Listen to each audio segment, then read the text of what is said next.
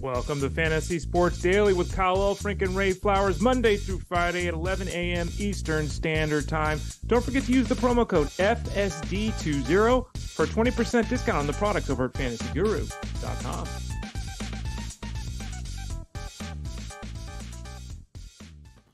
It has been unofficial for about 6 weeks here on Fantasy Sports Daily, but today we can call it official. Welcome to March and welcome to fantasy baseball draft season, alongside plenty of NHL DFS, NBA DFS, NFL offseason.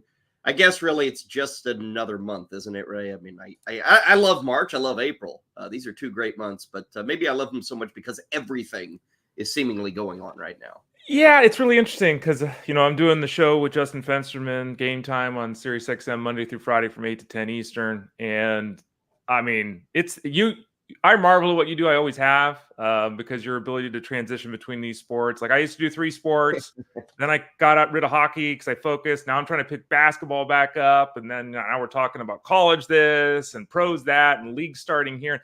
There is a lot going on, and hopefully we're at least entertaining the folks talking about it. I promise, Ray, I will not pressure you with learning MMA at any point. That's a good thing. Yeah. I won't. You don't have to worry about that. I still want to get my claws into you on the EPL, though. We're going to turn you into a soccer guy at some point. That is the plan. Great to have you with us on this Friday, March 1st. And speaking of March, I actually want to start with this because it's brand new. It's available right now. This month, Ray, is, of course, maybe even more than fantasy baseball drafts or than NFL combines and all that. This month, Ray, is March Madness. And the madness has come to Fantasy Guru. At this very second, Ray, people can start getting ready for all the madness this month. They can. The March Madness draft guide, I guess is what we're calling it, is available at fantasyguru.com. Just released. I'll throw a little graphic up here on the screen. What the hell? Let's get into it here right at the start. There it is, Kyle. Boom. Yeah, the draft guide includes access to Discord, which is just for this, right? We have a room just for March Madness. The tournament picks, the brackets, all that kind of stuff. Breakdowns of all the 68 teams that are involved in the tournament, members-only contests, exclusive live streams. So you get a little bit of this, a little bit of that. You get it all. It's available right now at fantasyguru.com. You see the link there on the screen. You can also just go to the Join Now tab. I always get this wrong. Join Now tab on the top right side of the page and sign up for the NCAAB March Madness Guide for 2024. And I should know, this is a little different than in years past. We're starting later than usual with March Madness. I want to say, Ray, like the St. Patrick's weekend, which is usually that first weekend of the tournament, is actually going to be conference tournament weekend. And the March Madness is going deep into March. It doesn't even begin until like the 22nd or something. It's weird, right? Like that. Yeah, it's very weird. I mean, that's 3 weeks from yesterday. I think it's the 20th is probably the day of the 21st, right in there. With that Thursday, Friday, Saturday, Sunday. But that first weekend being in late March is quite different, which means the Final Four is coming up, what is that, like April 8th, which is a very late time, just the way the calendar fell, that things are a little different. But that has not stopped us from that draft guide. So get it now. Those live streams, those brackets, the picks. We know how it is when those brackets come out. Millions of people who have not watched a college basketball game all season are suddenly caring about like St. Mary's College and, UNC Greensboro or whoever the hell it may be. Right. And so let us do the work for you. Our basketball crew, they will get you set as we get deeper into March. As for what we have today, no college hoops. A lot of baseball is what we're hitting you with today, including something we'll be checking in on from time to time in the month of March. Ray Flowers, who you can find on X, at the Ray Flowers. How long you been at the Ray Flowers now, Ray? It's over a year, right? I think it's been about 2 years. Yeah. Let's see. I think November 2009. Yeah, it was when I started. Used to be baseball guys, but it's been at the Ray Flowers for about 2 years now. I think it's either 2 years and 2 months or 1 year and 2 months. I forget. Yeah, it took a good dozen years for those guys over at X to approve of Ray Flowers and to think he was a real human being. But now he's got it. You can follow him at the Ray Flowers. And throughout the past, 4 or 5 weeks, Ray's been running some Twitter polls, kind of getting a feel for this upcoming year of fantasy baseball. And like I said, over the next few weeks, when we have the time, including today, we'll check in on some of those Twitter polls. So we'll talk about dumping batting average. maybe some guys who you think will disappoint. And then Vinny Pasquantino is still quite popular amongst Ray's community. So we'll get to that in just a bit. Also, we're going to talk head-to-head leagues. We've not done a lot of this. Ray has a write-up over at the Fantasy Guru Baseball Draft Guide, which we're going to hit on in just a second. Today, we will discuss a few of those head-to-head league strategies, and if you're getting into that for this season, how you can prepare. Marlins will be our team preview. Rookie outfielders are what we're looking at for 2024. We'll recap yesterday's effort by Paul Skeens, the hotshot rookie with the Pittsburgh Pirates. Pretty good, I think it's fair to say.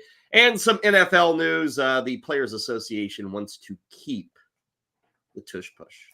Does anybody else, though, Ray? Do you think fans like the Tush push, or is everybody kind of aggravated by it? Well, if you're the Eagles, you love it. If you're everyone else, you kind of, I mean, we have that. It's a rugby play. So I kind of, to me, I'm going to sound old school and testosterone guy. That's not very manly, right? It's like if your guys can't do it one-on-one, you don't need extra. I don't want, and also personally, don't want some dude grabbing my butt. Okay. And maybe that's just me, but I used to tell even when I was a kid, I was a pretty good player and I was kind of the center of the teams. And, guys, I said, hey, man, you give me high fives, slap me on the back. Do not touch my bottom. That is mine. The Tush push is maybe a little different and it's much more popular. But, Ray, we've had the QB sneak for decades, decades. And I guess that would be what I would follow is how do you write up a rule against the Tush push? Is it, I guess, in the logical one is nobody can push you from behind. That would be the logical rule.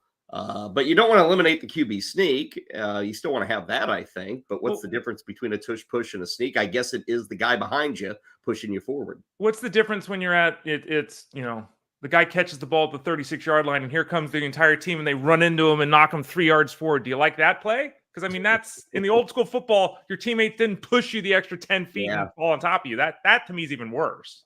So we'll get you the latest on where that stands. Also, we have a running back that is now joining the free agent pool.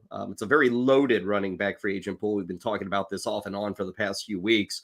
Now we get another guy who did not have a good season, but he was actually a starter for his team going into the season. Now he doesn't have a team. How quickly things change in the NFL. So we'll get you all of that. What isn't changing, at least I don't think, Ray, we still got the good deal going with the Fantasy Guru Baseball Draft Guide, correct? We do, absolutely. Yeah, we got the deals going there. The deal, as of now, let me check. Let's verify that. We always say that. I know that the early bird is going to change. It happens without... I want them to change it live on air someday so they can really get upset. Regardless, you can use the promo code FSD20, FSD20. That gets you a 20% discount from whatever the base price is. Okay, so we're still at $49.99. You use the promo code. It's still $40. I was told that changes next week, that the early bird pricing goes away. So then it'll go up to $60 and the discount will get you down to 48 or whatever the heck it is. So get in now. It's the cheapest it's going to be. That gets you all the rankings, all the articles. I actually have a podcast going up today, all that information all the way through the season. It's not just right now. It's all the way through the season. Go over to fantasyguru.com, that Join Now tab in the top right. Click on that. You can also click on the homepage. There's a picture of the Cruise Boys cruising along. Kind of the cover picture for our guide. You can click on that and get a little bit more information. But use that promo code FSD20 and get the full season baseball product at fantasyguru.com. Like that we get O'Neill and Ellie on the draft guide. Nobody else is doing that, but Ray's beating everybody to the punch with those two guys for 2024. So check it out over the weekend. Great thing to do. Speaking of the weekend, Ray and I will be busy this weekend. Tonight, tomorrow, and Sunday over on SiriusXM Fantasy Sports Radio. Ray, I, and really a cast of thousands will be a part of the auction coverage for the League of Alternative Baseball Reality. They've got a mixed league. They've got an AL only. They've got an NL only that begins tonight at 7 o'clock Eastern. I think the AL only coming away this evening as many experts will be getting together down in Florida. SiriusXM has been broadcasting that forever. Ray and I have been lucky to be a part of it for, 15 or so years now. We'll be doing the auction coverage tonight. It's a 5-hour coverage. And like I said, AL only. So if you are in league specific, great listen coming up later tonight. Both Ray and I think Jeff Erickson, Jim Bowden, a few others going to be a part of the coverage tonight. Again, into Saturday and into Sunday, the whole weekend over there. Nothing but auction drafts. With that in the rearview mirror, Ray, let's get into what we've got for today, including those Twitter polls. Like I said, from time to time, we'll check in on these throughout the month of March. Wanted to focus on 3 of your recent polls that have gone up. The first one dealing with 5x5 leagues and the ongoing negotiations, if you will, Ray, every year of what we should keep, what we should get rid of. Right. Batting average, this one really started to become a thing, I guess 5 to 10 years ago. Mm-hmm. People started realizing, batting average kind of sucks. Let's do something different. And we have seen multiple leagues go to OBP. The Twitter polling, though, Ray, indicates that people will give up batting average when you pry it from their cold, dead hands, I guess. Yeah, and I'll say this, point blank, play whatever league works for you, right? I used to be a stickler for this. Now it's like I just want to keep people playing. I think the attitude reflected in this poll, though, is part of the problem for fantasy baseball. Fantasy baseball is not adapting. It's not. It's just we're stuck in 1996. And until we move on, we're not capturing a new audience. I think there's a lot of people in fantasy baseball that have been playing it for 25 years and they don't want to change. And again, if that's your thing, that's fine. But it's inarguable that batting average is a lesser number. If we're trying to get to the heart of who an offensive player is, it's inarguable that it's a lesser number than on-base percentage, period. So if you're okay doing it wrong or doing it less right, keep using batting average. That's fine. I understand. We grew up with batting average. It was on the scoreboards. Our grandfathers taught it to us. I get all of that. But at the same time, on-base percentage is simply a better way to measure the effectiveness or lack of effectiveness of an offensive player. This is about 7,000 votes. 56 to 44 is the breakdown. 56% say no, we should not replace it. 44 say yes. I will admit, Ray, either way is fine by me. Mm-hmm. I mean, I play in both leagues. If somebody said choose one, not the other, I'd probably still say batting average. And I think the reason is, you mentioned growing up. I did grow up with it. We all grew up with it. Right. I don't hate the number. I don't dislike the number. I think it's very easy for people to wrap their heads around. You mentioned, adapting, and I get that for the hardcore player. I think a lot of people in your position, a lot of people in expert leagues, people who've written about this sport, they want to adapt because they know OBP is that way. Mm-hmm. But in terms of popularity, I think batting average is going to suit more players than on-base percentage does. So it's kind of the tug and pull between the people in the ivory tower, if you will, pardon my language, the ivory tower versus those who are on the ground, I should say, in the thick of it, Ray. I think the general public is still a batting average world. And I get it. It's not the best number. It isn't a great number. Just like RBI is not a great number, but it's a number we've grown up with. So I am being a bit bullheaded with holding on to my batting average. Well, and I think that I'll spin it this way for those people that are on the fence, or maybe you agree with Kyle here. If you're in a points league, you're in an on-base percentage league. Mm-hmm. That's what you're doing. So all the people that love points leagues, you're playing in an on-base percentage. That's in essence how the point scoring works, right? And again, I want people to play. Okay, I used to be a stickler. It's got to be this way. The last 5, 6, 7 years, I said, I've lessened that. I've told the story many times. My home league went to on-base percentage in 1998. Okay, so I mean, I knew this 25 years ago was the way we were supposed to do it when I was in college, right? So it's a better way to do it. It doesn't have to be the way you do it. It does make it more difficult. Let's flash forward it to the end point. It makes it more difficult to analyze a player in terms of their fantasy value, because I don't know when that ground ball that takes 17 bounces is going to be a hit or an out. I don't know that. Mm-hmm. I don't know when a ball is going to be hit that some guy's going to make a great play on. I don't know when a ball is going to be hit that the guy, if he was 2 feet to the left instead of 2 feet to the right where he was standing, is going to get caught. I don't know that. A 275 hitter can just as easily hit 290 as they can hit 260. It's just a fact. And that's a big gap. Oh, Ray, that's a big gap. If everyone you drafted hit 275, if all of them this year hit 260, your team's not very good in that category, right? So there's just more volatility to it as well, and that makes it a little bit more difficult to analyze. And to drive home your point, I'm in a points league, Ray, and a walk and a hit by pitch and a single, they're worth all the same. Mm-hmm. Now, if you get a hit and you're at second, a double, you get more points. You get 2, triple, 3, home run, 4, and then you throw the RBIs, runs scored. So I think points league does solve a lot of these issues, and you get the best of both worlds there. It's almost like an OPS league when you add it all up together in those point leagues. Twitter/X question number 2. Based off draft day cost, who is going to disappoint the most or be most likely to disappoint this year? Ellie De La Cruz, Tyler Glasnow, Vlad Guerrero, Tarek Skubal. This one, Ray, over 9,000 votes. So we have to say this is a pretty legitimate sample size at the very least. And one guy kind of ran away with it. I'm a little surprised. Elly De La Cruz is the one that people are maybe perhaps most worried about pulling off and returning their draft day costs. Yeah, if someone earns $48 in fantasy value on this list, it's Elly De La Cruz. Yeah. He's the only one. I find it fascinating because for years, our industry, ADP, the way people draft, Elly De La Cruz is the penultimate style of player people target. A youngster with power, a youngster with speed, a dynamic player. And I hear on SiriusXM, I see out on the web, oh, all these concerns. Yeah, there were concerns last year. Where were you? Yeah. We talked about that. You and I talked about this. I said, look, this guy's approach, he could hit 200. Guess what? He hit 200 the last 40 games. Duh. Okay. But that still didn't change the fact that he was on pace to go 25-60. So I'm very confused by this because, could Elly De La Cruz hit 220? Yeah, he could. We saw it last year. He could. He also has 20-25 home run power right now. He's got 40 steal potential right now. And it's two-position eligibility, right? He is one of the most exciting players in baseball to watch and root for. So he's got a lot of things going for him. I don't know. Tyler Glasnow is less of that to me is bananas, Kyle. I totally agree with you on this one, Ray. Anytime this sort of question is asked, you should always vote whoever the pitcher is. Really? I mean, because that is the running back position of fantasy baseball. So you got two pitchers on here, Glasnow and Skubal. I'd put both of those as bigger risk than a Vlad Guerrero or an Elly De La Cruz. And I think Glasnow is probably the bigger risk just because of how the team will use him and what his career has shown us. Mm-hmm. With Skubal, Ray, I'm not all that hot to trot on Tarik Skubal at all. I'm not going to get him anywhere because people are really high on Tarik Skubal. So I'm a little wary of that draft day cost, but I think one feather he's got in his cap is if he stays on the field and he's good for 28 to 32 starts, the Tigers will let him pitch. He will keep throwing.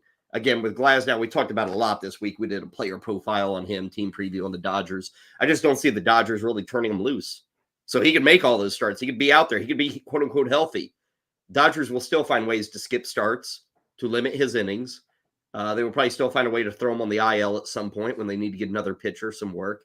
And that's just how they work. And that's how Glasnow has worked. So to me, he's got to be the one that would come out here. Let's go to Twitter poll number 3, Ray. This one also taking a look at 4 specific players. 4 guys, which one are you most willing to take a shot on this season?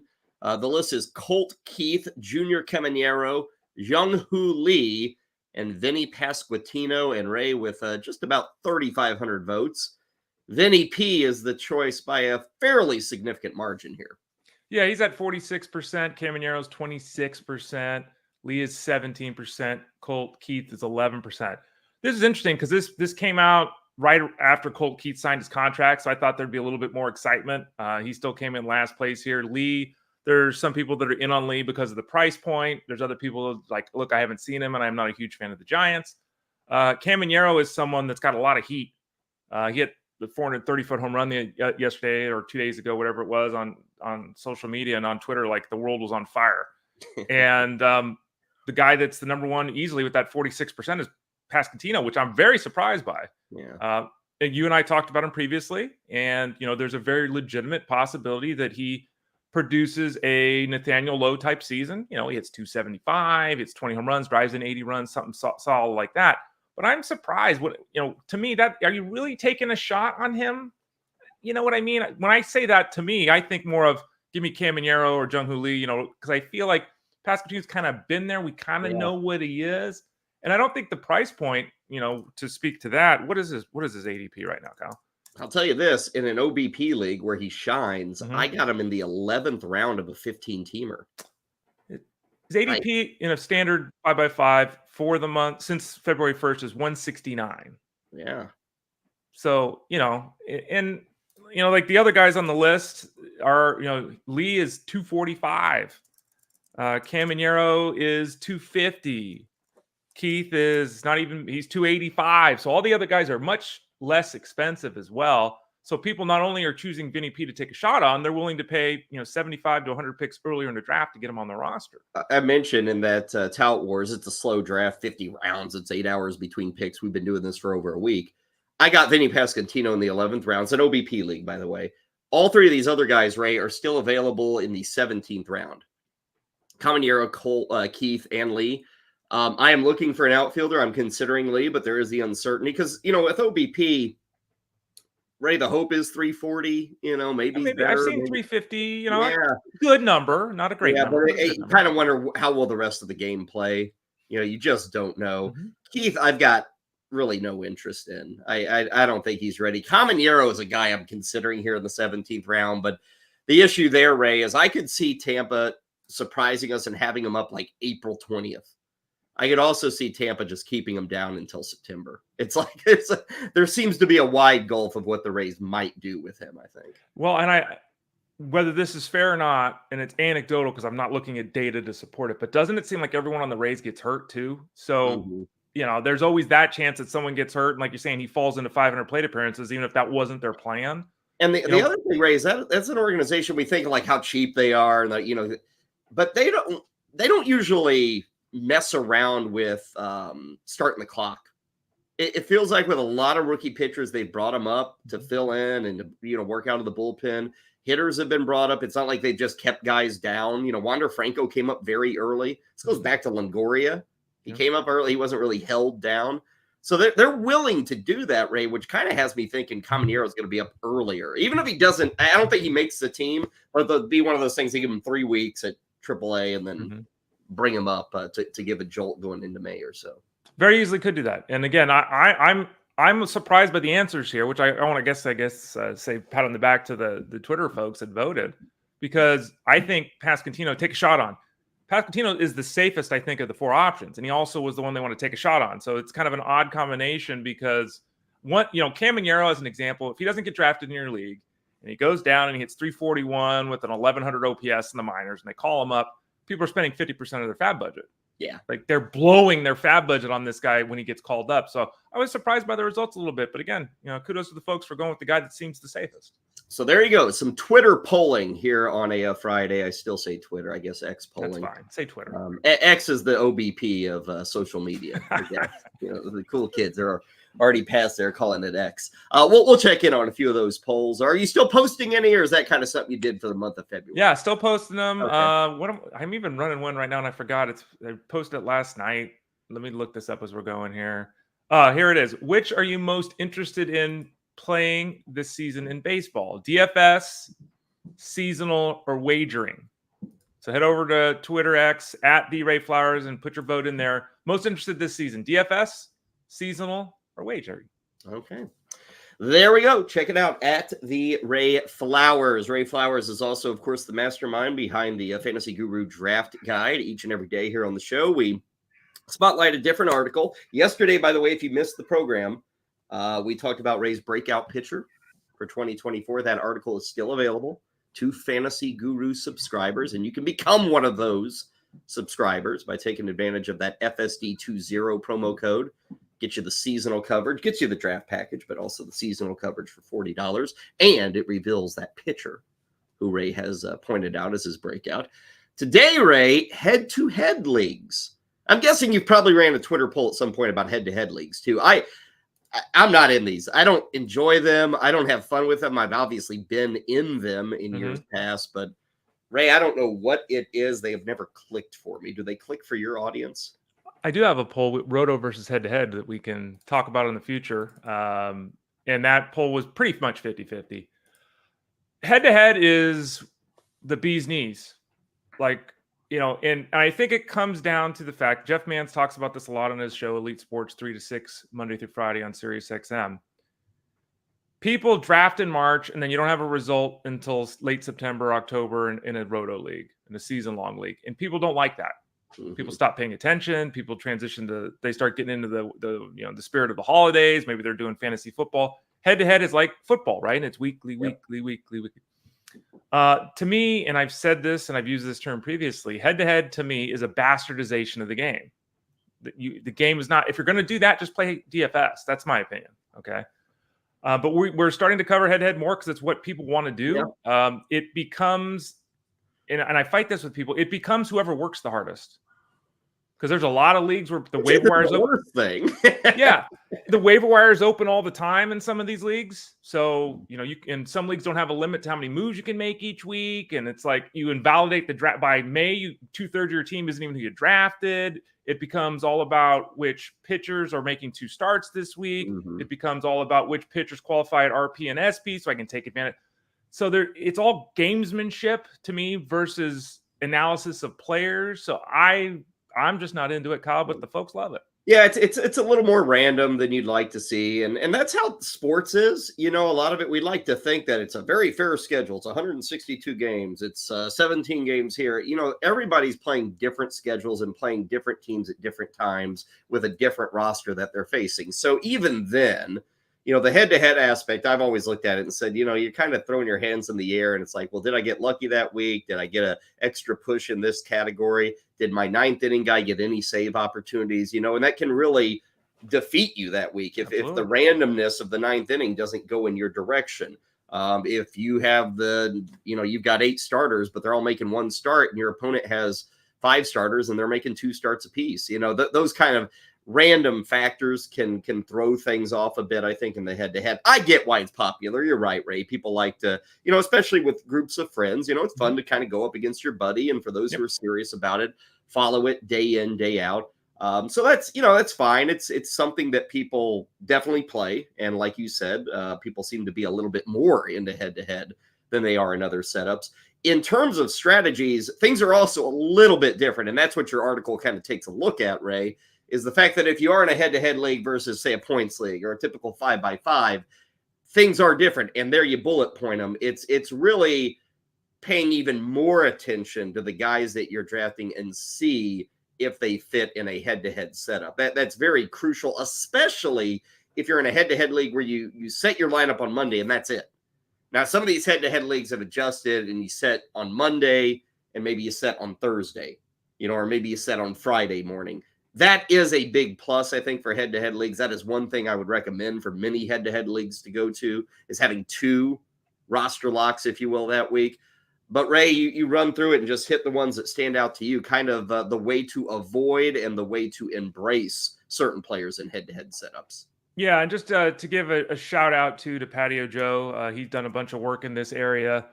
For the preseason content. Both of us, we actually had him on. People can go to the Elite Plus network on the website, over on YouTube, excuse me, youtube.com/@Elite Plus network, and find the discussion we had. He came on one day. We spent 20 minutes talking about head-to-head. I'll even say this. I'll back up even before we get to that, Kyle, and say that for me, I hear all the time from people that the season is too long and it's too much work. Okay, that's the general complaint people have with fantasy baseball. Most of the people I talk to that play head-to-head want open waiver wires and daily lineup changes. And I'm like, they love the work. Yeah, you couldn't get more work than that. But okay, so know what your setup is, because your setup, whether there's a limitation on innings you can throw each week or moves you can make each week, that plays a large part in all of this discussion. I think that at the top there, it's easy players to avoid. Platoon guys that aren't playing every day, the rookies, the Camaneros of the world, that you need to have flexibility in a head-to-head league because you're playing your matchup that week. And just taking a 0 for 6 weeks with a rookie, really tough to do. Guys that are in and out of the lineup a lot, the Mike Trouts of the world, guy's going to miss 30 games. How valuable is that? Because then you're mixing and matching every single day. If you can only set your lineup twice a week or once a week, you can't go with these guys. I can play 130 games of Mike Trout and have it work. If he only plays 1 game this week, I'm losing my matchup. So I think there's some obvious ways to avoid guys. And then I think there's some obvious ways to target guys. Consistency, guys that are in the lineup and that are fairly consistent. Now, again, that's really impossible because, like you said, a 30 save guy, a 30 home run guy hits 0 this week, gets 2 next week, it's 0 the following week, it's 1 the week after that, then it's 3 this week. It's all over the place. But I think really you need to have health and consistency as much as you can. And then power, and I put this, power is kind of preferred because, as you've said, when you're talking the points league, you hit a home run, you get an RBI for sure, you get a run scored for sure, you can get multiple RBIs, right? There's more impact there in the counting category. So those are some general rules. I think they're pretty obvious, but I think they're also worth stating. Would you, and I'm just kind of thinking out loud here with head-to-head leagues, I usually, and again, I don't play many head-to-heads. I'm in 5x5 points leagues, whatever. My MO has been, I'm not going to invest a whole lot in relievers. I'm never up there at the top. But I'm wondering, Ray, in head-to-head, are you more willing to invest in upper-end relievers? And to draw this out as to why, obviously that category of saves, and one save can win you the week. And that save categories can often be the winner of your week. I won that category, so that helped me pull away. Additionally, we talk about the impact of relievers over the course of a year. It's 60 innings out of the 1,300, that I'm getting from my team. But, Ray, with relievers in a weekly setup, if they get 2 or 3 innings, that is suddenly 3 innings out of, say, 30. It's 10%, if you will, of maybe that because you're shrinking the timeline down, the impact of a reliever has a lot more. I mean, the strikeouts, the whip matters more. The ERA matters more. It can also sink you. But Ray, I get to this and thinking out loud with head-to-head leagues, maybe I would try to get 2 of the top 12 relievers, because those guys can have a more significant impact, I think, in a head-to-head weekly setup. I think it's funny, I kind of view it the opposite, and this is why I view it the opposite. Maybe it's because we're starting from a different base point. Are your waiver wires open or not? If your waivers run on Monday and your team is your team for the week, I think your point holds more water. If the waiver wire is open and I'm sitting there on Friday realizing I need 2 saves against this other guy I'm playing who's only got 1 reliever and he just lost him with an injury, I can go to the waiver wire and pick up, middle relievers to get me that 1 save or 2 saves. I have the opportunity to work around my draft completely based upon using the waiver wire. I also think it matters greatly. And everyone I talk in this, to me, is so foreign because I haven't done a league like this in 15 years. Legit, haven't done a league like this in 15 years. Everyone is in leagues that has SP and RP spots. They all do it. So if your league forces you to use RPs, then your point about I got to draft higher end guys makes more sense. If your league has pitching spots, which is the way it should be, so I can manage my matchup and my team however I want, then it lessens the value of that, right? Because I don't have to use any RPs this week. I can just pile on strikeouts and go for victories and that kind of thing. So I think the setup has a great determining factor on whether you want to target relievers or whether you don't. But at the end of the day, 30 saves a season is like 1.2 a week. It's nothing. So it's really tough to say. Even if you have a great guy, you can have a great guy that goes 10 days without a save. Happens all the time. So that, to me, it's just a tough position to invest in, I think, in most formats. More from the Fantasy Guru Draft Guide regarding head-to-head leagues and other leagues as you look through that draft guide, depending on what type of league you're in. There will be guys you upgrade, downgrade. You can see right there on head-to-head, downgrade rookies. And that leads us, Ray, to our topic today with outfielders, rookie outfielders. We've been profiling the position the entire week here on Fantasy Sports Daily. And Ray, now we get to the prospects, and I don't want to say this year is any different than other years. I think every year we have good outfield prospects, but I think this year we've got a good 4 or 5 guys that are pretty exciting. And additionally, Ray, I think all of them are going to be up relatively soon. Some of these guys are even going to break camp. You see some of the names, you see a couple of photos there. I want to start with Jackson Chourio of Milwaukee, who is very, very young, Ray, but has already signed a big league contract, which when that was signed, the expectation was, Ray, well, he's going to be the opening day outfielder, center fielder for the Brewers. I guess that's still the case. I mean, the Brewers have not come out and said that, Ray, but all signs indicate this guy will be their opening day center fielder. And what is he, 20? I mean, it's an extremely young guy making a pretty significant jump to the big leagues. Yeah, he turns 20 in like 11 days. He's not even 20. I mean, think about that. Think about that. He's 19 years old. He's just got $82 million. And that's, I think back, I'm a pretty level-headed guy. I was the one that kept my friends out of trouble growing up, right? They always wanted to do stupid things. I was there to say, don't do. If someone gave me $82 million at 19, what the hell would I have done? I probably wouldn't have been as straight-laced as I was. So let's hope he's got a good head on his shoulders because, wow, right? In terms of his skill set, it's so fantasy friendly, it's mouthwatering, right? Yeah. He's got power. He's got speed. He can hit 20 home runs. He might be stealing 30 plus bases. Like, this guy is a dynamic talent. So, the projection models are really interesting.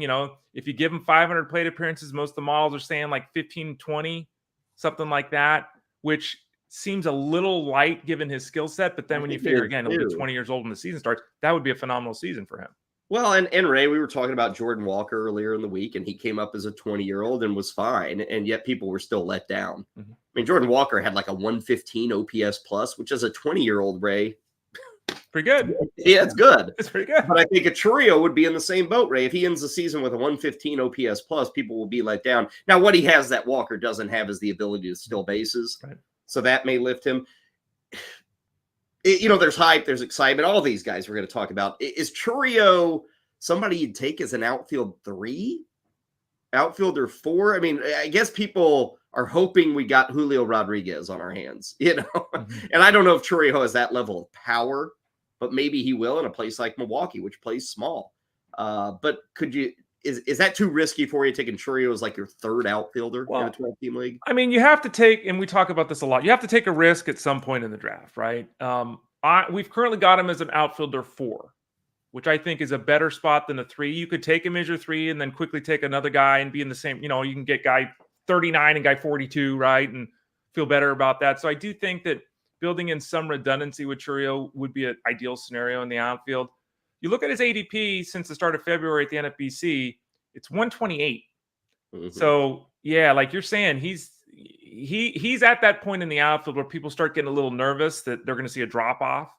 And you look at the outfielders that get taken right around him. Anthony Santander, totally different player, but Anthony Santander, oddly enough, another Oriole, Cedric Mullins, Wyatt Langford, another youngster who's on this list. So we're in that zone where we've got basically a power hitting outfielder, a speedy veteran outfielder, and then a couple of youngsters that we can hope on. Let's go to Texas because they actually give a couple of guys on this list. And for many of us, we got to see Evan Carter star in October.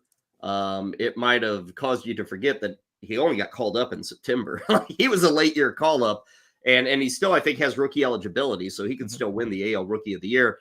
But Ray, he's probably behind the guy we see here, Wyatt Langford, who was a high-end first-round draft pick last year, came out of the collegiate ranks.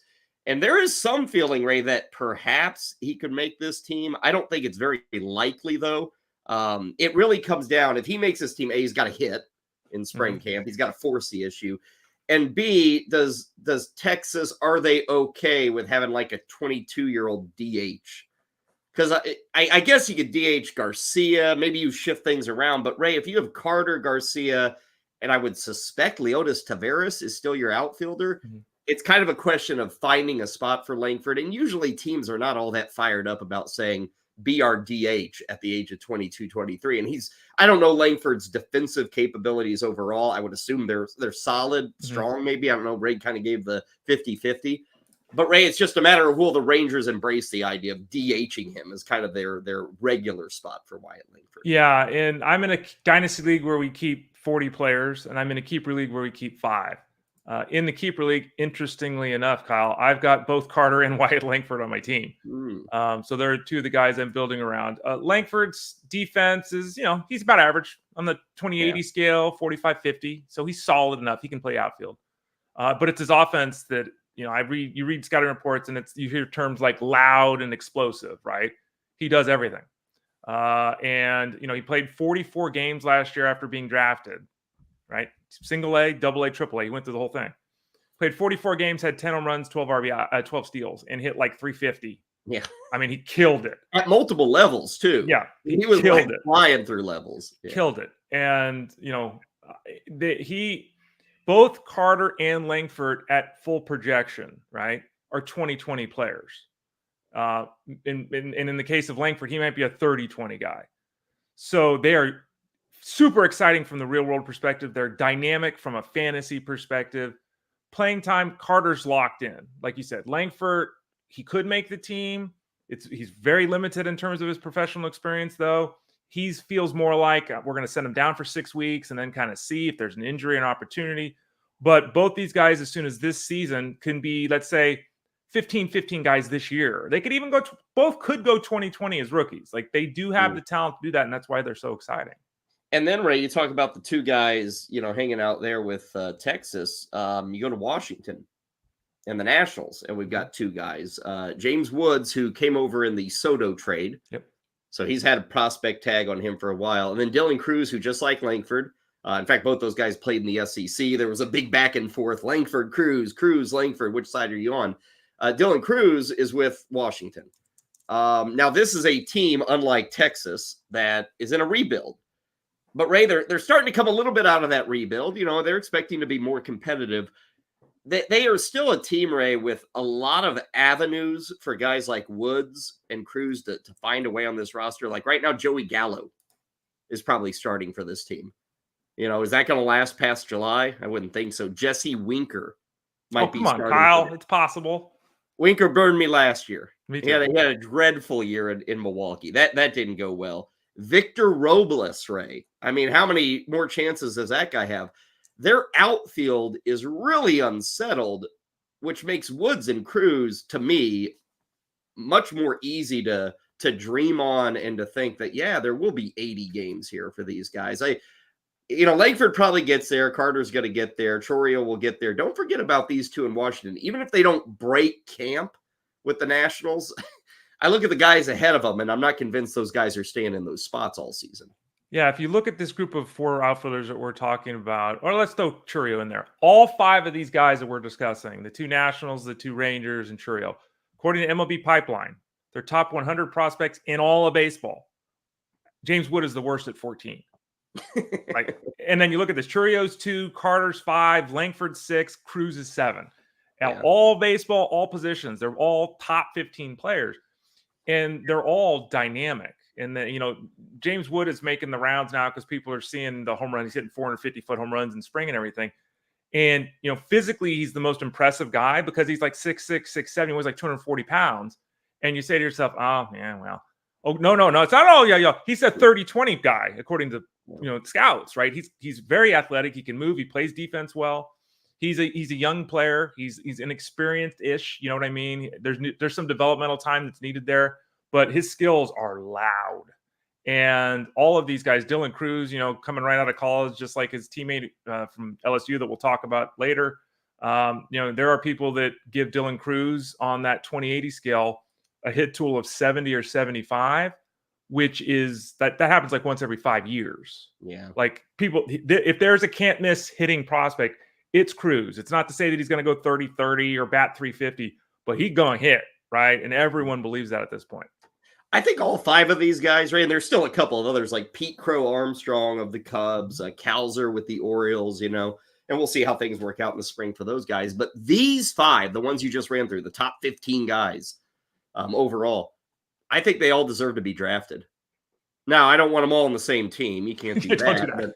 But there's a point for all of these guys, Ray. Maybe a 10-team league, I'm not, but a 12-team league, Ray, a typical 12-team, 29-round draft, I think all of these guys have to be drafted in those setups. It depends how you draft. It depends what your goals are. Like, do you take Seth Brown or Jock Peterson, or do you take one of these guys? You take one of these guys. Well, again, and I think all of us are inclined to do that. The problem is if they don't open with the big leagues, right? And they're down in the minors, and then that pitcher blows his arm out, and then your second baseman tweaks an ankle, and it's like you're looking and it's 0-0. Like we got 4 weeks of 0, and you know how this goes. You then drop them, and then in week 5 they get called up. That's how that goes. But talent-wise, they destroy the veteran names I mentioned. It's just those guys have roles. So I think the fit of your team and how it's been built goes a long way to determining that. And I mentioned the name Julio Rodriguez. Just want to remind everybody. Now, he did break camp with the Seattle Mariners back in 2022. But as a reminder to everybody, Ray, and I say this for anybody who drafts Chourio, or let's say Langford makes the Rangers team and he's up there, it's a reminder that in April of his first year, Julio Rodriguez hit 206 with 0 home runs and 6 RBIs, and he played pretty well every game. 20 of like 25 games. The next month he took off and he became Julio Rodriguez. The next month, 6 homers, 17 ribbies. He hit 310. Then 7 home runs in June. Then 5 home runs, 16 ribbies, 18 ribbies, hitting 280, hitting 270. So, like, even if you draft these guys, that's the other part of this, Ray, is, people are very apt to make quick moves in April. They're paying attention. They want to get results immediately. They're seeing in the standings, oh my God, I had a bad first 3-4 weeks of the season. I got to blow things up. I got to switch things around. If you draft these guys, understand they are high-end talents. That does not mean that they will immediately showcase that talent and be hitting 320 as soon as they land in a big league lineup.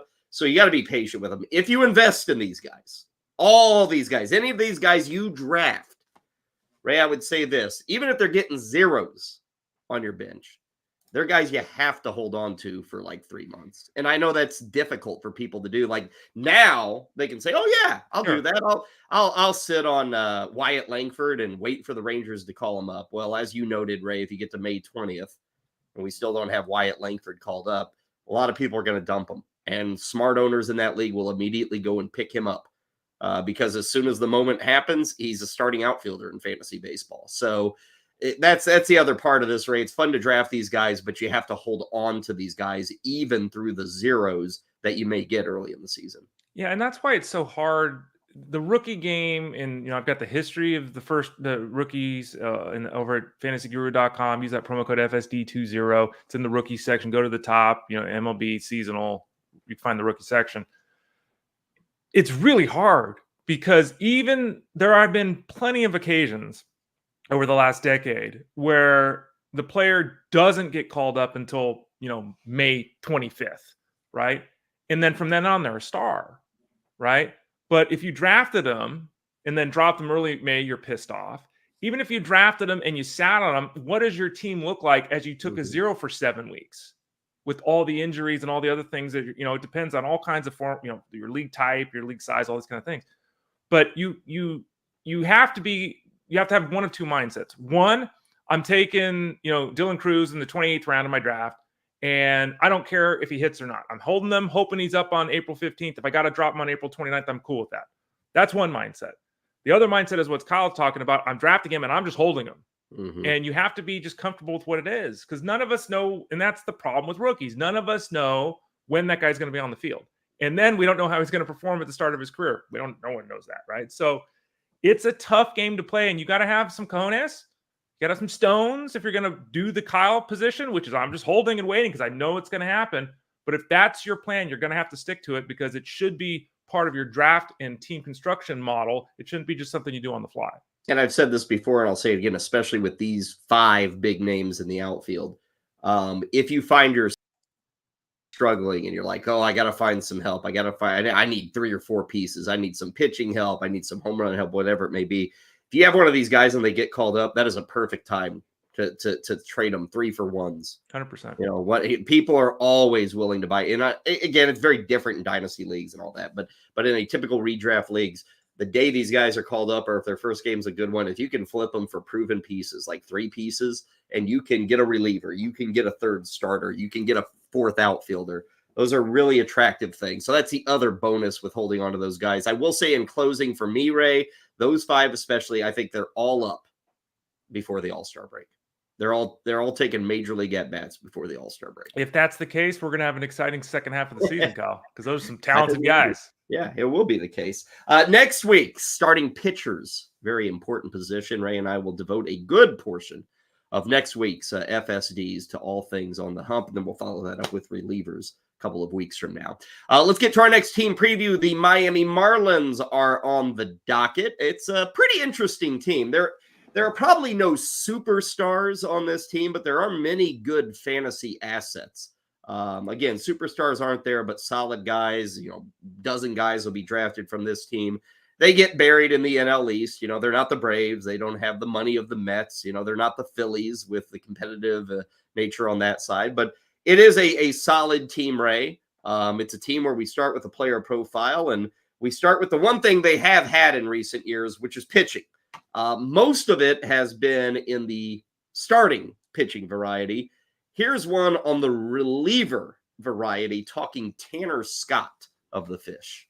Yeah, drop and drive. Look at that, Kyle. The old Tom Seaver. Get down low. Scraping his knee on every pitch. Almost. Yeah. I guess Mitch Williams is the one probably people remember. He fell over after he threw every pitch. But yeah, Tanner Scott, he brings it. He throws 97, 98 consistently. As you can see there, the numbers are pretty damn good. And, he's not talked about amongst the elite relievers in baseball because, he's bounced around a little bit. Orioles weren't very good when he was there. Now he's with the Marlins.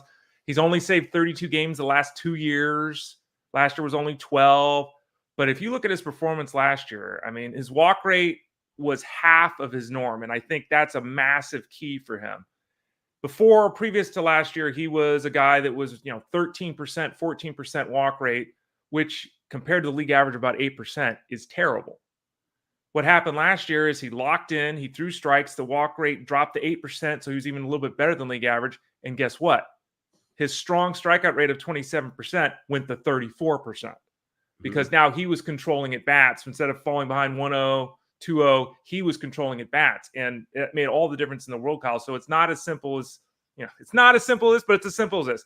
If this dude gets ahead 0-1 and he throws strikes, with his ability to generate strikeouts, with his ability with the upper end velocity, and his ability to get ground balls, because his ground ball rate, his ground ball to fly ball ratio for his career is almost 2.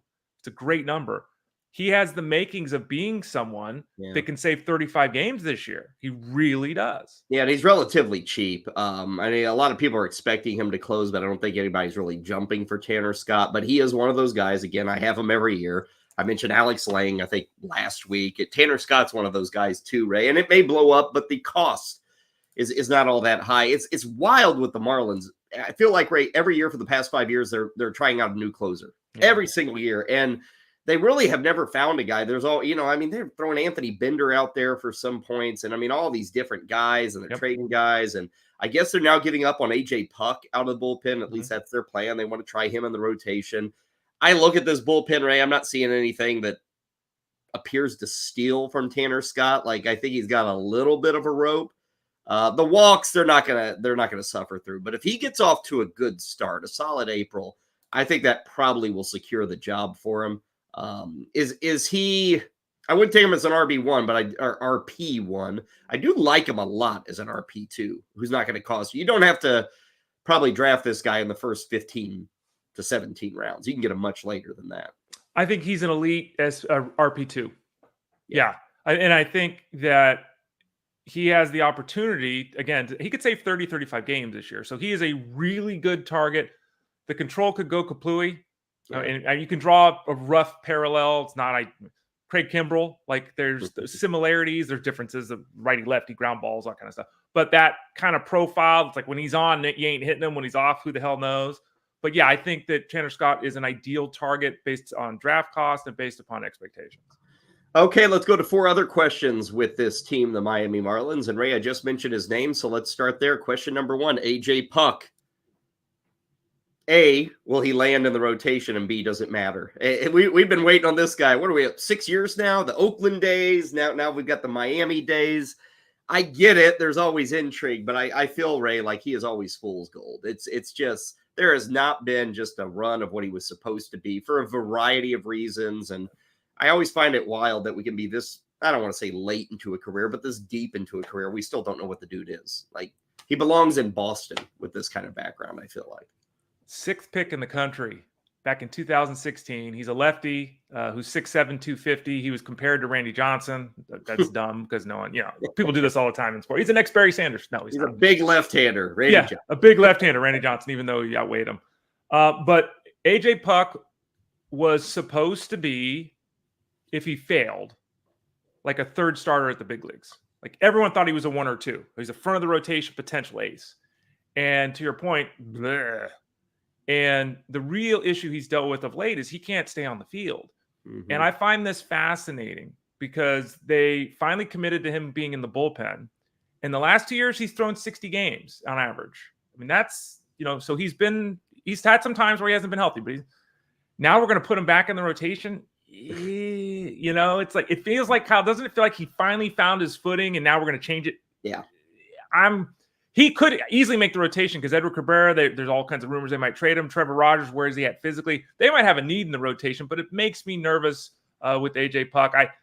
I'm getting James Paxton vibes, right? Like, he'll be good when he pitches, but how many starts is that going to be? This is like a May injury just going to happen with AJ Puck. And then that first one will happen. It'll take longer to heal than we thought. Then all of a sudden it's July and the Marlins have moved on. They're going to bring him back in the bullpen, to get his workload up. It's just – so I'm not really interested in the AJ Puck part. Elsewhere in this rotation, Eury Perez Ray is of interest.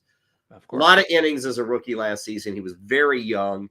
The stuff plays. It looks like he's a future SP2, maybe SP1. What's the next step for him as you look at last year and, the overall impressive nature of it? What does he got to work on, I guess, in year number 2?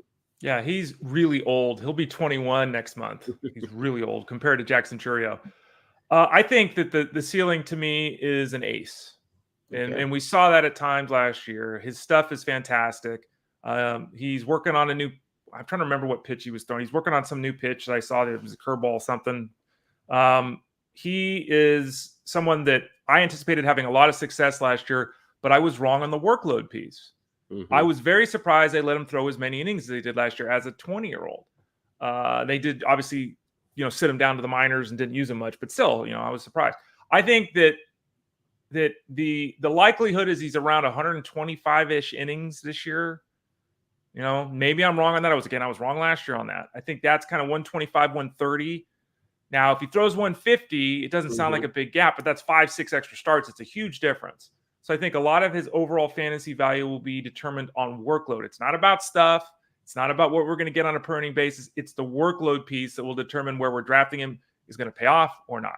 Yeah, they've had a lot of young pitching. For the most part, it hasn't really, stuck. Not that it's bad or guys have failed, but guys really haven't become elite. Perez is the latest one that should be elite, that everybody thinks can be the top of the rotation arm. As of now, Luzardo's probably that guy, but Ray was talking about trade rumors. Luzardo's mentioned in trade rumors. So we'll just have to see what the Marlins do. But Perez, I think, is going to be a very attractive piece for a lot of people. Probably drafted as an SP2, I think, is where he's going to land. Let's go to the hitting side. Question 3, Ray. Jazz Chisholm. Speaking of injuries, but speaking of intrigue, he is maybe still the most intriguing guy on this team. Not that he's the best, but there is still a lot of intrigue with Jazz Chisholm. 145 to 150 games is mandatory, but if he gives us that, if we can give him some help, where do his numbers end up? What kind of player are we talking about here? He's a fun guy. He's excitement. He's a guy you want to root for. I have talking to someone this morning on Twitter at the Ray Flowers about keeping Jazz Chisholm and what's his value and all that. The last 157 games he has played, which is the last 2 years, unfortunately. The last 157 games he's played, he's gone 30-30. Yeah.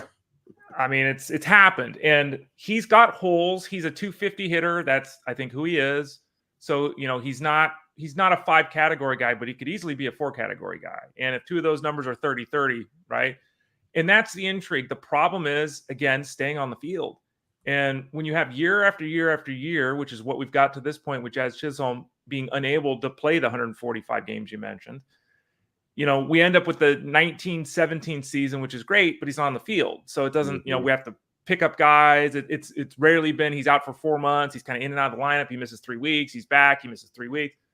So I think that he is someone that you draft with your expectations being low, realizing it's a ceiling piece, but you do have to pay. It's not like he's cheap on draft day. If you go over to, he's early 6th right now in 65th overall. Yeah. What's wild is if you look at his number, Ray, right next to him is O'Neal Cruz, and both these guys are like hugely attractive for what they could be and what they could give you in 4 categories. That is a tough head-to-head, Jazz Chisholm or O'Neal Cruz. And I think Cruz, if we had a year last season where he played some games, I'd go his direction, but just the uncertainty of not playing an entire year. Those 2 guys, I don't want to say league winners, but those 2 guys could really lift the bottom line if they were to click and you got them in the 6th round. Absolutely. I kind of lean toward O'Neal Cruz because I think the shortstop position, but to be fair, the outfield is a place that people are a little nervous this year because it starts to fall off once you get to like outfield of 35, 40 range. People start getting a little nervous out there. Fourth thing with the Marlins, and with these team-by-team previews, we don't talk about these guys very often, but I do with Miami. Guys who, in effect, are bench utility guys. Last year, Ray, with the Marlins, John Birdie was attracted to people. You know, he gets stolen bases, didn't really work out. This year, there are two guys, Ray, Vidal, Brujan, and Nick Gordon, you know, who don't have an everyday job. It's not like they're penciled into right field or second base for the entire season. But do you draft these guys at the end of a draft? Is there that much work? Is there that much interest? Again, we rarely draft bench dudes, but I think in Miami, both these guys might at least offer a glimmer of hope if you take them in the 28th or 29th round. I'll give the Marlins full credit. That's a pretty intriguing group of three guys, right? You got guys that they could play all of them can play infield, the outfield. All of them have speed. Like Brujan at one point in time was I don't know if elite prospect, but pretty damn close to an elite prospect with the Rays. Nick Gordon has shown a lot of nice things in his time between injuries himself. I don't think they're draftable. I don't, because if you're looking at them and you're projecting out 350 plate appearances, it's like if you're in a 15-team league and you're drafting 30 rounds, maybe they're your last guy, right? If you're going 450 deep or something like that. If you're in league-only setups, they're very attractive because of the positional flexibility and their ability on the base pass. But I would say no in general to most people. But that's not to say that when Chad Chisholm gets hurt, or if or if Tim Anderson, sucks eggs again, these guys don't end up with a lot bigger roles than we anticipate.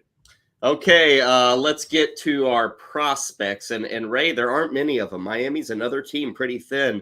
I threw the name Max Meyer on here, and he actually threw yesterday in spring training. And I throw him on there, Ray, because he was, again, another prospect pitcher, but he's been injured. He's missed a lot of time. He's trying to come back this year. I don't think he's going to be really an early season asset with this team, but he could be a guy come mid-season. I don't see anybody worth drafting and stashing, Max Meyer included, but I think he's certainly a guy to keep an eye on in AAA or wherever he lands to kind of see if there is development and if we can expect maybe a call-up in July. Yeah, I mean, before his injury, there was the firm belief that he was going to be part of this rotation for at least 6 years until he became a free agent, right? So they would love to have him. That would help out a lot and might ease the concerns with AJ Puck. Even if they start Puck, Meyer might be the guy that has to fill that spot when he gets hurt. Take a chance on who? I'm going to take a chance, and he was a guy that I highlighted last year. Let's do it again. Not a lot of hype. Braxton Garrett. Not an elite pitcher, but a guy that showed very well last season. I think it's more of the same this year. I'll stay in the rotation. Edward Cabrera. It's maddening, Ray. He's got like all the tool set, but doesn't have the toolbox, if you will, or know how to use it. But it's still a huge arm, and there's still pitches that profile well. So take a chance on. Kind of a classic guy. My pass on, Ray, is going to be Luis Ariz, just because I think he is so one-dimensional. It's a great dimension. It's a super batting average. But and we've talked about him, I just don't know if there's anything else. And you really do. He can once you have him in the season, you're fine with him. But on draft day, Ray, I think building around him you start to think too much about it, or maybe you concern yourself too much with, I got to get power. I don't need any average. I got Luis Ariz, but I got to get power. And I think he can kind of throw off you kind of focus on the wrong things maybe with your draft if you have Ariz on that squad and you have to kind of overcome his deficiencies at the plate. I think it matters too, at least it should a little bit, where he qualifies. He's second base eligible everywhere. He only played 12 games at first base. Not that you want to use him at first base, but that flexibility is nice. So if your league is 10 games, maybe you bump him up a little bit. If it's 15 or 20, maybe you pull back a bit. Who is your pass on for the Marlins? Yeah, a guy that I unfortunately had to draft in labor. In Tout War. No, labor. It's Josh Bell. Like there was a point in time where I'm like, give me that guy that's going to go 270, 2080. Yeah. It's like, he's going to go 270, 2080. Who cares? So that's, again, I was on your bench. He's not the worst bench guy to have. He's not. But it's like, he's not hitting 300. He's not hitting 30 home runs. Like, he's not doing anything other than what you're drafting him to do. So look at the Miami Marlins. Next week, we continue with our team-by-team previews. I think Milwaukee is going to be on the docket for next Monday, so stick around for that. Final few moments for us quickly on the baseball side. CJ Cron has got a minor league deal with Boston. Yesterday we previewed the Orioles-Pirates matchup with all those number 1 overall picks on the field. It was pretty entertaining, Ray. Henry Davis got a 3-run homer, and Paul Skeens for the Pirates looked the part. 10 pitches, 1, 2, 3. Went through Holiday, went through Rauschman. I'm trying to think who else was in it. Was it Hurstad? Maybe he was the third guy. So it was youngster against youngster that whole time. And of the 10 pitches, 4 of the 10 for Paul Skeens were over 100 miles an hour. And Phil Backert and I were talking in IM because we were watching it. And Phil's like, when does his arm blow up? It's like, I will say this, and I saw a lot of Mark Pryor in that. Did you? I did. No, I didn't. I was looking straight on. I wasn't analyzing if he had the inverted W and all that, but just I got the feel of my, and but yeah, throwing 100 miles an hour is great, and we all get excited. But throw 97. Back that up a little bit. Let's save that arm. It was only 10 pitches, 1 inning. They took him out after that, so you call it a day when it kind of goes according to plan. And then on the NFL side, got another free agent running back to add to the fold. Minnesota has released Alexander Madison. Remember, it was 5 months ago he was a starting running back in Minnesota, so that is how quickly that position can change. And then as Ray and I talked about, the Tush push, it's a big subject going into the offseason. The NFLPA, the Players Association, Ray, came out in favor of the Tush push. They want to keep it. So they don't have a huge say in this. It's a little different than baseball. With baseball, you got to get things approved and, use it on a temporary or trial basis. But in the NFL, Ray, it's really the rules committee who has all the power here. So I think they meet in the upcoming weeks, and it'll be up to the coaches. I don't know. I guess the coaches, it probably depends if you're a defensive coach or an offensive coach, whether you like it or not. I think it's going to be tough to just get rid of it. I think it's such a part of the game now. It's almost as important as a screen pass. Hell, there might be more tush pushes than screen passes anymore in the NFL. I always look at it twofold. One, the Eagles have mastered it. Everyone else hasn't. And 2, if it was that good of a play, why weren't they doing it 25 years ago? Like, I think it's, and I'm, well, you always do not want to send your quarterback into 2,500 pounds of humanity. I wouldn't. Now they just don't care. That's what I got that guy in the backfield for, that I'm paying $3 million. I don't care if he blows his knee up because I'm going to replace him next week. Yeah, I wouldn't do it, but it's really fascinating that it's become such a thing, because it's, again, I think it's a bad football play, but, if it's 4th and 18 inches and, you can't get 20 inches, I guess, in my opinion, you can't get 20 inches handing the ball off to your running back. Yeah. You don't deserve to get a first down. Yeah, I'm trying to think of another play that's come up in the last few decades, Ray, where it's like, wow, that's really unique, and it's to the point where nobody can stop it, and we have to think about changing the rules. I don't know if that play exists. This is the most boring of all plays. Like, it's really kind of boring, Ray. That's another thing the NFL will probably look at. It's not exciting. They want you to throw. They want you to run, blocking, all that stuff, a typical snap. Well, this is anything but typical to know that on every 4th and 1, that's all that's happening. Like, you can call it with 98% certainty. And part of the problem is, I think with 98% certainty, where they're marking the ball is not where it should be. Mm-hmm. And that's another that, when you see this, there have 12 guys on top of each other. You have 4 referees. No one knows. They have no idea. They show replays. You can't tell you can't tell on a replay. So they're talking about finally, I saw this on Pro Football Talk the other day. They're finally talking about adding something, computerized to measure. It should not be difficult at all. Put a chip in the damn ball. I got one of my cell phones. You don't even have to do a chip, Ray. People think, the chip is, it could be the size of your fingertip, smaller, and it's not going to throw. But there are so many ways to do it. It's crazy that they haven't. Kind of a cutting edge, multi-billion-dollar sport, and this hasn't been taken care of. This can tell Verizon when I'm in the toilet. Like, come on, man. So I don't understand it, but if they're going to allow the play to continue, and I think they will, they need to have some way of determining where the ball is, because having these referees try to decide, I'm telling you, they don't know. Maybe it's a jobs thing, right? They don't want these chain gangs losing their job on a Sunday afternoon. Maybe. Like, that's again, 2024, we're hauling out chains. It's pretty bad. So old-fashioned to be doing it that way. Okay, we are done for the Friday and done for the week here on Fantasy Sports Daily.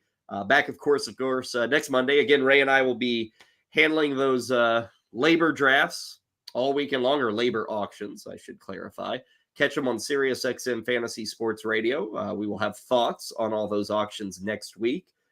Check in on the Milwaukee Brewers. We'll start our discussion of all things starting pitchers, and who knows what else we got shaken. Probably coming out of the NFL Combine, all that good stuff into next Monday. Well, Ray, have a fabulous weekend. Any big plans or just a typical Ray Flowers spring weekend of baseball drafts? Yeah, last weekend went to the beach 2 days. I don't know what the plan is this week. Tonight I'm on labor. Tomorrow I'm on labor. Sunday I'm on labor. So there's going to be a lot of baseball. So we'll have to work something around it. So no big plans at this point, Kyle. It is a labor of love. It is. There you go. No doubt. Okay, everybody have a great weekend. Thanks for joining us. We'll catch you next Monday, 11 a.m. Eastern, right here on Fantasy Sports Daily, powered by fantasyguru.com.